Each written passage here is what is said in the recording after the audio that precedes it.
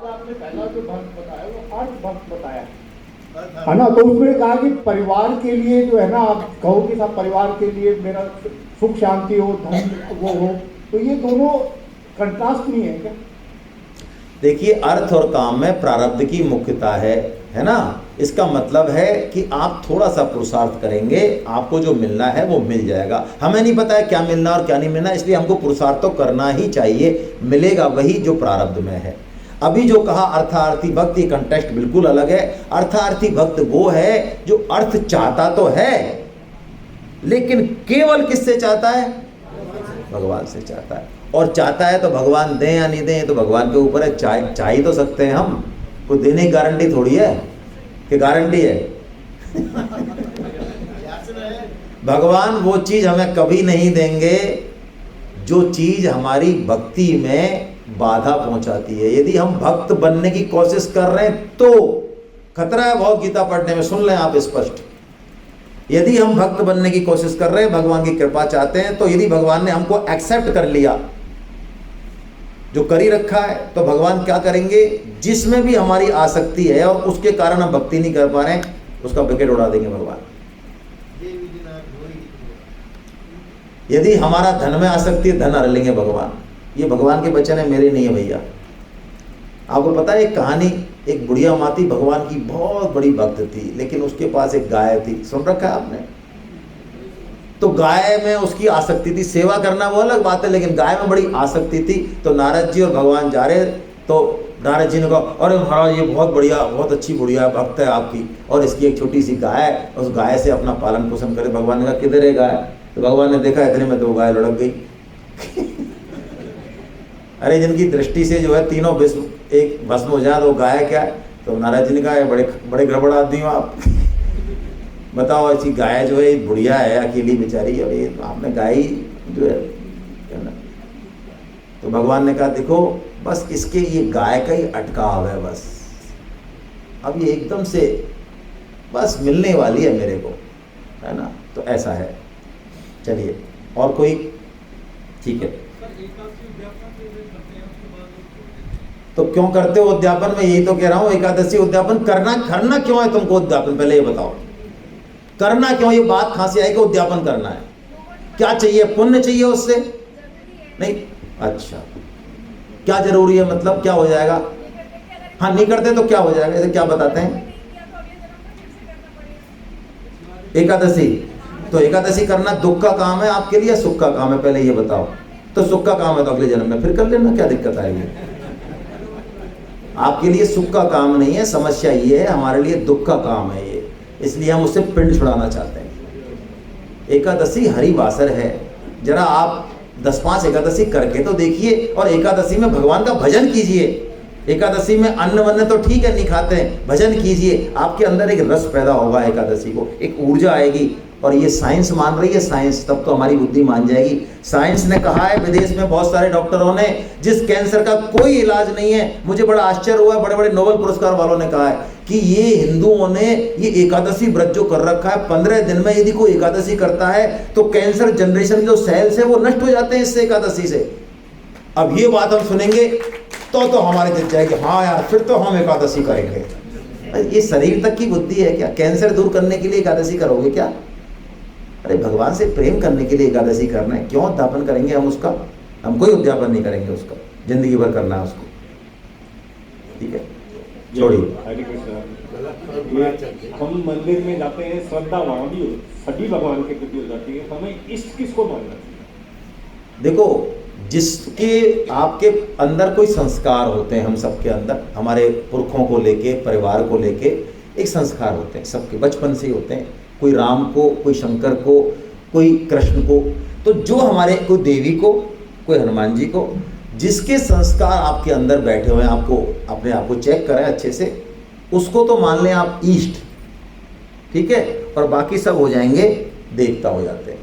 ईष्ट एक ही रहता है, देवता कोई भी होते हैं। जैसे भगवान श्री राम है तो वो आपके ईष्ट हो गए, बाकी सब देवता हो गए। भगवान शंकर में आपकी प्रीति है तो भगवान शंकर ईष्ट हो गए, बाकी सब जो है उनके सेवक हो गए, सेवक हो गए। कोई समस्या नहीं है, तत्व से एक ही है। माइक पास में लें। सर, ये कहीं है कि मेरे लिए कर्म करो, फल भी मुझे ही अर्पण करो, तो उससे क्या होगा कि फल भोगने से मुक्त हो जाओगे आप। तो ये क्या है? ठीक है, देखिए फल अर्पण करने का मतलब है कि हम उस कर्म से, उस कर्म को करने में संपूर्ण प्रकृति सहायक है। हम कोई भी काम करते हैं ना, ये सारा समाज, ये शरीर, ये सारे देवता, ये पूरी सृष्टि उसमें सहायक होती है। यदि ये सहायक नहीं होता तो हम कर्म नहीं कर सकते भाई। तो यदि 99% प्रकृति का सहयोग है और 1% हमारा है, तो हम फल 100% क्यों चाहते हैं? इसलिए भगवान ने कहा तू कर्म कर, फल की इच्छा छोड़, भैया फल भी मुझे अर्पण कर दे, जो देना होगा वो मैं दे दूंगा, बढ़िया से बढ़िया मैं दूंगा, चिंता मत कर। तो फल अर्पण करने से क्या होगा, उस कर्म का जो भोग है, जो भोगना पड़ेगा, अच्छा या बुरा, वो हम नहीं भोग पाएंगे, नहीं भोगेंगे, हमारी खत्म होगी जिम्मेदारी। जैसे मुनीम सेठ के कहने पे 10 लाख की सरसों ले लेता है और 10 लाख की सरसों 2 लाख की रहेगी अगले दिन, तो 8 लाख का घाटा किसको लगेगा? मुनीम को लगेगा, सेठ को लगेगा। और 10 की मान लो 25 हो जाए तो फायदा किसको होगा? तो हम फल को भगवान को अर्पण कर दें। इसका मतलब यही है, महाराज करने कराने वाले आप हो, हम तो आपकी आज्ञा का पालन कर रहे हैं, तो भगवान भुगतेंगे जो भुगतना है, हमारे क्या लेना देना है, मुनीम बन जाओ, ठीक है ना, ये मतलब है। बचपन में भाव जिस देवता के प्रति रहे हैं या बाद में भी है, लेकिन गुरु मंत्र दूसरा देवता का मिला, तो किसका मंत्र करते? ये गुरु से पूछो भाई, जिनसे मंत्र लिया उनसे पूछो। हमारे यहाँ सबसे बड़ा गुरु भगवान श्री कृष्ण है और उनका मंत्र है गीता। स्वामी जी का स्पष्ट आदेश है, स्पेशली माता बहनों के लिए। तो जमाना बहुत खराब है ना, धर्म के आडंबर में बहुत फफूंद हो रही है, इसलिए किसी को बहुत ज़्यादा इधर उधर झांकने की जरूरत नहीं है। भगवान श्री कृष्ण को अपने एकदम से अंदर से, भगवान श्री राम को और श्री कृष्ण को गुरु बनाओ हृदय से, और उनकी मानस का, ये उन भगवान श्री राम का मंत्र है मानस और कृष्ण का मंत्र है गीता। करो मंत्र का पाठ, कोई विधि निषेध की जरूरत नहीं है। और आपने गुरु मंत्र ले रखा है तो गुरु जी से पूछा ना महाराज कि आपका मंत्र हम कृष्ण के और राम के साथ कर सकते हैं कि नहीं? गुरु बताएं वो कर लेना, हम इसमें दखल नहीं देते। हाँ, गुरु बताएं हमारे करो तो उनको करो भाई, हम नहीं जानते इसमें। हाँ, देखिए सदगुरु यदि कोई है तो सदगुरु कभी भी अपनी पूजा नहीं कराएगा। सदगुरु होता कौन है?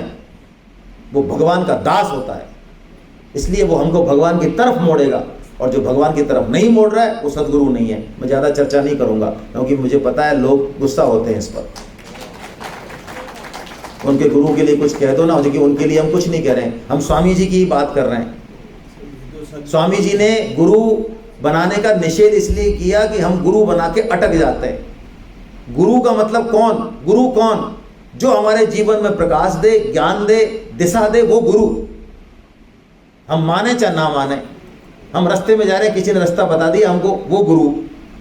हम फैमिली में हैं, हमें जो रास्ता बता रहा है, कोई बात बता रहा है, वो हमारा गुरु उस समय। गुरु तत्व है, कोई शरीर नहीं है गुरु। हम शरीर में गुरु देखते हैं, ये बहुत बड़ी गलती करते हैं, है ना। तो गुरु मंत्र है तो ऐसा प्रावधान है। सदगुरु उनको प्रणाम, क्योंकि ऐसा नहीं कि सारे गुरु ऐसे कलयुग में भरमार उनकी है, लेकिन सदगुरु भी हैं, तो उन सदगुरुओं को प्रणाम। तो पहली माला गुरु मंत्र की कर लें, ऐसा बताया गया है। तो गुरु मंत्र ले रखा है तो बाकी फिर हरे कृष्णा महामंत्र ही कर लें, कोई समस्या नहीं आएगी। जय श्री कृष्ण। जय श्री कृष्ण। आपने कर्मयोग के बारे में बताया, तो जैसे कोई हम ज्योतिष के पास जाते हैं, वो हमको कहते हैं कि तुम्हारा बुद्ध खराब है, तुम्हारा गुरु खराब है। और बुद्ध के लिए वो बोलते हैं कि गणेश जी की उपासना करो, गुरु के लिए बोलते हैं विष्णु की उपासना करो, और हम ईस्ट किसी और को मानते हैं, तो फिर हम किसकी उपासना करें? तो गए क्यों आप उनके पास? जाने के लिए, पूछने के लिए कि क्या करना चाहिए। नहीं तो उद्देश्य क्या है जीवन में? जीवन का उद्देश्य क्या है? ज्यादा से ज्यादा सुख मिल जाए हमको, ये उद्देश्य है, या ये जानना है विवेक से कि इस मनुष्य जीवन का लक्ष्य क्या है और उसकी प्राप्ति कैसे हो, ये उद्देश्य है। फ्यूचर जानने के लिए जाते हैं, तो फ्यूचर जानने से होगा क्या? उस हिसाब से हम हेडेक है, बहुत बड़ी हेडेक है फ्यूचर जानना। यदि कोई फ्यूचर जान रहा है तो अपने आप में संकटों का आमंत्रण कर रहा है वो। क्यों जानना है फ्यूचर हमको? क्या कर लेंगे हम फ्यूचर को? हमको फ्यूचर पता है, मैं बता देता हूं आपका फ्यूचर। पंच तत्व में मिलना है ये शरीर। तो पंच तत्व तो बाद में मिलना है, पर उससे पहले भी तो करना होगा ना इस पृथ्वी पे तो जीवन यापन। हाँ, जीवन यापन के लिए गीता कह रही है ना, मंत्र दे रही है ना आपको। इससे सारा प्रारब्ध ठीक हो जाएगा, आपका सारा फ्यूचर ठीक हो जाएगा। फ्यूचर को जान के क्या करेंगे? उस फ्यूचर है क्या? फ्यूचर है हमारा वर्तमान, जो हमारे कर्म, हमारी वृत्ति, उसको सुधारें ना। ये सुधारेंगे तो फ्यूचर सुधर जाएगा अपने आप। फ्यूचर क्या है? फ्यूचर या ये हमारा जो जीवन है ना अभी, ये हमारे पूर्व जन्मों के कर्मों का परिणाम ही तो है। तो हम वहाँ क्यों झांक रहे हैं? हम यहाँ काम करें ना इस पे, और यहाँ से यहाँ पे काम करने के लिए भगवत गीता से बढ़कर कुछ नहीं है। आप छोड़ो, भगवान पे छोड़ दो सारा, और भगवत गीता को जीवन में उतारना चालू करो। आपको चीज़ें दिखने लग जाएंगी आगे से आगे। जो चीज़ कहीं किसी से भी ठीक नहीं हो रही है, वो भगवान ठीक कर देंगे। आप मानो तो सही। आप मत पड़ो इन चक्करों में ज़्यादा, ये चक्कर आपको उलझाएंगे बहुत बुरी तरीके से। हालांकि जो एन.बी. गुप्ता साहब मेरी पिटाई करेंगे बाहर निकल के।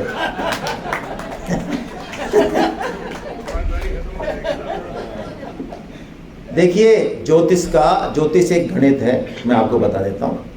ज्योतिष में 2 पार्ट है, गणित है और गीता की ही पार्ट है ज्योतिष। गलत नहीं है कोई ज्योतिष, लेकिन हम क्या करते हैं, ज्योतिष एक ऐसी चीज है कि मान लो कांटों पे चलना है तो वो जूती पहना दी उसने आपको, तो कांटे तो रहे, लेकिन क्या है वो सफर जरा बढ़िया हो गया। लेकिन मेरा विश्वास करो, सबसे बड़ी ज्योतिष यही है, भगवान नाम जप। इससे बड़ी कोई ज्योतिष नहीं है। शरण में आओ तो सही इसके, इससे बड़ी ज्योतिष नहीं है कोई। फालतू चक्करों में पड़ोगे तो सारा समय खराब होगा, दिमाग खराब होगा, कुल मिला के दुख ही हाथ आना है, कुछ याद नहीं आना।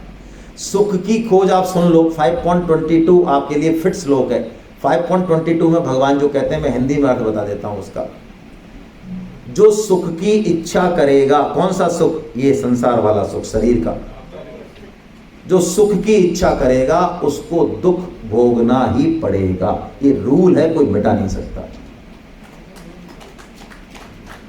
आप खुद के सुख की इच्छा के बजाय ये दिमाग लगाओ कि मुझे दूसरों को कैसे सुख देना है, मेरी क्या ड्यूटी है, मैं अपनी ड्यूटी अच्छे से कैसे करूं, बच्चों के प्रति, परिवार के प्रति, देश के प्रति, और सबसे बड़े उस भगवान के प्रति। मैं 25 साल की हूं, मैं 50 साल की हूं, मेरे पास जितना भी है, क्या मैंने भगवान के बारे में सोचा? कभी पूछा उनसे फोन करके कि भाई साहब आप क्या चाहते हो, आपके लिए क्या करें हम? आप तो कर रहे हो हमारे लिए, हम क्या करें आपके लिए? इतना सा भी करोगे, वो सारे दुख सुख हटा देगा। अरे ये सारे प्रारब्ध और सारा सिस्टम है ना, ये भगवान ऐसे भस्म कर देते हैं। गीता में है, 4.33 में है, पढ़ें आप। भगवान कहते हैं समग्रम प्रविलियते, सारा प्रारब्ध में भस्म कर देता हूं, सब कुछ भस्म कर देते हैं। क्या डरना है? कोई मत डरें आप किसी तरह से। चलिए, बहुत बढ़िया। हरे कृष्णा।